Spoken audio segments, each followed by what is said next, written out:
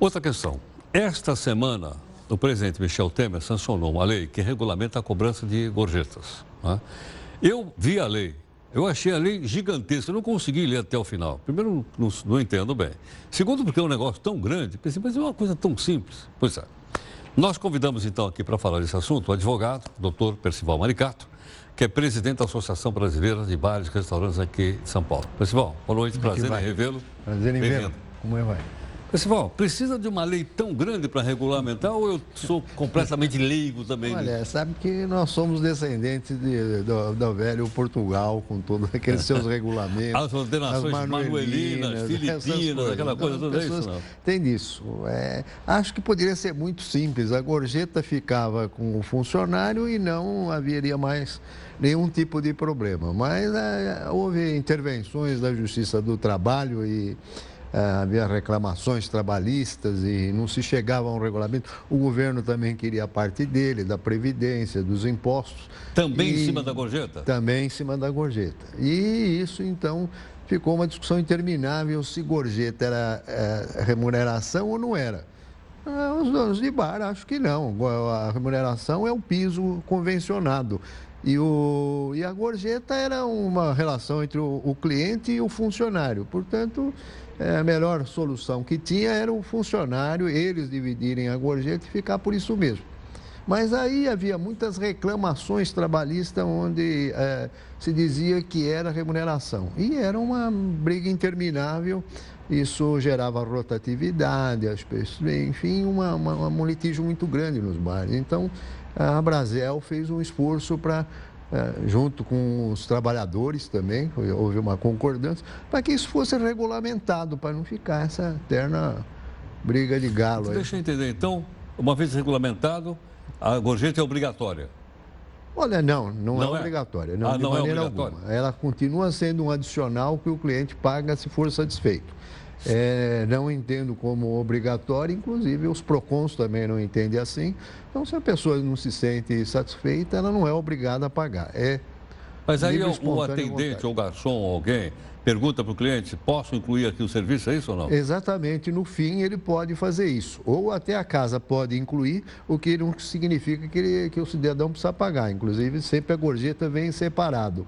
Então, na nota vem separado? Às vezes vem separado na nota, às vezes na nota só vem o preço do que você gastou, o custo, e a gorjeta, o garçom fala contigo, se pode incluir ou não pode.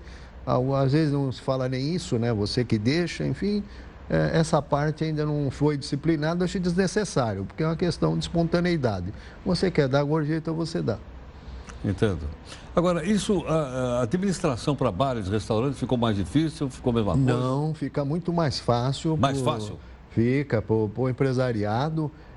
Vai ser muito importante, porque isso tira uma insegurança jurídica monumental que existe. Que é uma ação trabalhista. Claro, as reclamações trabalhistas você nunca sabia o que ia dar. Eu cuidei de casos, por exemplo, de um empresário que, de repente, ele brigou, queria mudar a caixinha, não dava, no fim, os 6 garçons saíram e deram com reclamação. E foi assim, um ganhou 20 mil, outro 50, até um 120. Caiu em várias diferentes, cada juízo deu uma sentença. Então, quer dizer, você não sabia o passivo e, consequentemente, era difícil obter investimento, não conseguia quem queria vender não conseguia vender, quem queria um sócio não conseguia um sócio. Enfim, a insegurança era total. E a lei disciplina, não, olha, isso aqui é do garçom, isso aqui é do governo. Então, por exemplo, casas que estão no Simples, que faturam menos, 80% da gorjeta vai para os funcionários. Aí tem um problema também de cozinha e salão, e 20% vai para a Previdência. Casas de maior porte, de 33% para a Previdência e o restante é dividido entre os funcionários conforme a Assembleia Geral deles decidir. Sim, bom, então, você fala, é dividido, então, o volume de gorjeta é dividido igualmente entre todos? Não, aí é que não. Esse é um ponto de litígio que às vezes surge entre a cozinha e o salão, né? Tradicionalmente, quem ganhava a gorjeta era o funcionário do salão, garçom, cominho. E a partir de um certo momento, o pessoal da cozinha começou a reclamar. Olha, nós também somos responsáveis. Nós que cozinhamos e não levamos nada aqui. O bom atendimento do cliente depende da qualidade do prato. Lógico, claro. E aí eu me lembro disso que eu tinha o Danton ainda na época, quando eu tentei tirar 1% do pessoal do salão para dar para a cozinha. Foi um perereco, foi uma briga. Mas depois nós conseguimos. E a partir daí houve um crescimento e hoje em dia, muitas vezes, 70% fica com o salão e 30% fica com a cozinha, daqueles 80% que o pessoal tem Mas direito. a lei estabelece também a divisão ou não? Não. Não? Não, isso é decidido internamente? O que a lei prevê é que quando tiver mais de 60 funcionários, vai ter uma comissão de funcionário para fiscalizar e para decidir essas questões, né? E quando é menos também vai ser a Assembleia Geral lá dos funcionários que vai dizer como é que vai dividir. Isso a gente tem um certo temor, porque muitas vezes surgem alguns conflitos nessa divisão, né? Mas, tradicionalmente, existe a chamada pontuação. Por exemplo, o maître ganha mais do que o garçom, que ganha mais do que o comin, essas coisas. Então, há uma divisão, há tradições. Há casas que já têm cultura quase que centenária de como é que é distribuído. Então, o que a gente recomenda é que manter essas culturas, onde não tiver, tentar fazer uma divisão equânime, né? Agora, Percival, me explica uma coisa. Isso varia de país para país ou não? Olha, todos os países têm, né? Todos têm? Todos têm. Agora, essa intervenção desse trabalho é só no Brasil mesmo. Nos outros países existe costume, culturas, há mais espontaneidade, não há tanta intervenção como tem aqui, né? E esperamos que isso também diminua as despesas com reclamação trabalhista, rotatividade, coisas que existiam. Acho que pode melhorar a mão de obra, porque na medida em que o trabalhador tem mais segurança do que vai receber, tem uma aposentadoria melhor, porque isso vai ser registrado em carteira, vai haver o recolhimento de INSS. Então é bom para o empresário, é bom para o funcionário, é bom para o cliente, que também sente mais segurança de quem vai receber a caixinha, e é bom para o governo, principalmente, que brigou muito para ficar com essas fatias. Sei, quer dizer, ele vai levar um pedaço da gorjeta também. Não é bem Mesmo que ele não atendeu o cliente, ele vai levar um pedaço. Seria a Previdência, né? No caso, 20% é da Previdência. No questão dos 33%, tem aquele negócio do sistema S, o seguro de trabalho, então várias taxazinhas que vão influir, que chegam a 33%. Aliás, chegam mais, mas no fim a gente concordou com 33%, que era para terminar esse histórico de conflito. Né? Você falou que varia de país para país, essa tradição, né? Eu me lembro de ter recentemente passado por um hotel fora do Brasil, ele dizia assim, por favor, não dê gorjeta para os atendentes. Se você quiser, deixe no final, quando você for pagar a conta, e nós faremos a divisão entre todos. É isso que eu falo, né? Aquele problema de vez em quando, de você não ter uma cultura, então existe um conflito, né? Quer dizer, um põe na caixinha e o outro põe no bolso. Então, quer dizer, nós queremos evitar isso. Então, a lei até acaba deixando claro que se o sujeito não receber do cliente e pôr no bolso, não falar para os demais, isso acaba não contabilizando, o prejuízo é de todos. Então, nós não gostaríamos, nós gostaríamos que realmente... Então, no hotel não é mais difícil você fiscalizar isso? Olha, por exemplo, o cidadão leva a mala no seu quarto, e aí? É verdade. Você dá um dinheiro para ele. Então, por isso que... Ele pode dizer ou não, né? Às vezes a exigência deles mesmos. Porque esse que leva a mala no quarto, o pessoal dá gorjeta. Mas uma enormidade de outros está limpando, lavando roupa, fazendo trabalho na cozinha e que não recebem gorjeta. Então, isso gera um certo conflito e gera situações como essa.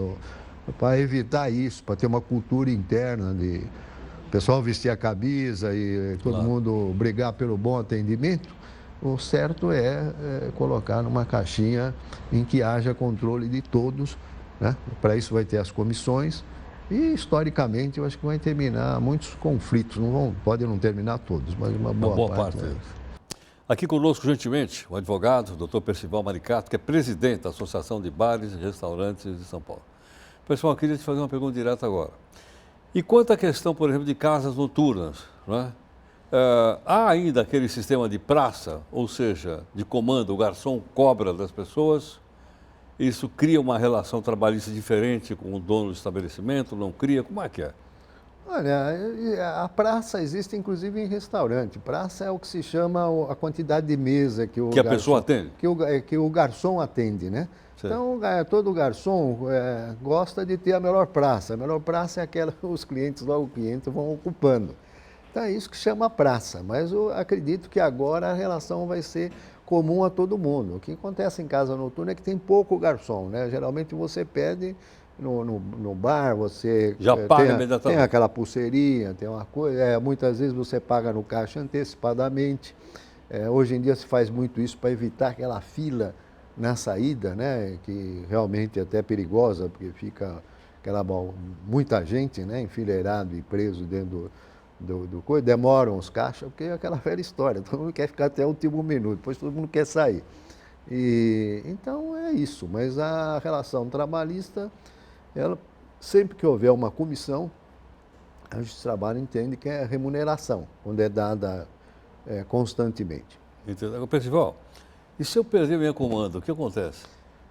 Isso que é uma situação que hoje em dia muita gente procura evitar cobrando antecipadamente a coisa. Geralmente o pessoal coloca lá, né? Tem algumas casas que ainda usam, olha, se você perder a comanda e tal, essas coisas.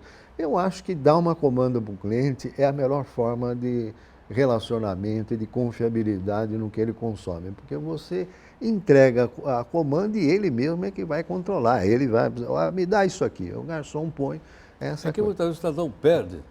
E ele diz, eu não consumi tudo isso. Se perder Muitas a vezes comanda, ele vai perde. pagar R$200. Pois é, muitas vezes ele perde, mas muitas vezes ele perde de propósito. Então é um drama para quem é dono de casa noturna, esse negócio de comanda. A gente não recomenda. Mas é a melhor forma. Pois é, mas você tem a pulseira, tem uma opção de coisa que vai para a questão, vai para o eletrônico, entendeu? Então, por exemplo, a pulseirinha, você não consegue tirar. Lógico, ou se claro. você consegue tirar, você estraga ela. Então ninguém Claro. mais vai por ela. Então a gente recomenda não fazer isso, né? Hoje em dia os meios de pagamento estão cada vez mais evoluídos. Então, a meu ver, agora vai ser tudo com celular, ou alguma maquininha, coisas, enfim, que você dá um aperto aqui, um aperto ali e você já transfere o dinheiro. Então, vai ser desse jeito. Percival, obrigado pela gentileza. Eu que agradeço, prazer em vê-lo. Muito obrigado. Bom, aí está então a explicação para o pessoal todo que são comerciantes nessa área então da prestação de serviço, na área de alimentação e outras coisas, né, diante da legislação agora apurada, e também a maneira pela qual essa gorjeta é administrada daqui para frente. Rápido intervalo, daqui 30 segundos nós voltamos.